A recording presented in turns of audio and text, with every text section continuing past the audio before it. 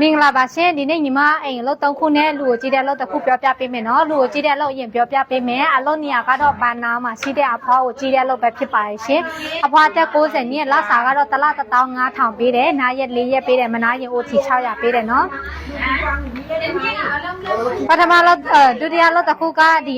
စုကိုဝိဆက်ရှင်းမှာရှိတဲ့မိန်းကလေးအိမ်လောက်ပဲဖြစ်ပါရဲ့ရှင်တစ်ထည့်3ယောက်ရှိမယ်လူခံ1ယောက်ရှိထားပါတယ်လစာကတော့တစ်လ12000တစ်လ9ရက်ပေးနာတယ်မနားရင် OT 900ပေးတယ်နော်နောက်ထပ်တနေရာကဒီလဖောင်းမှာအိမ်လောက်ရှိပါမယ်ရှင်တထင်း2ယောက်ရှိမယ်ခွေးကလေးတစ်ကောင်ရှိမယ်လစာကတော့တစ်လ12000ပေးပါတယ်နားရက်4ရက်မနားရင် OT 900ပေးပါတယ်ရှင်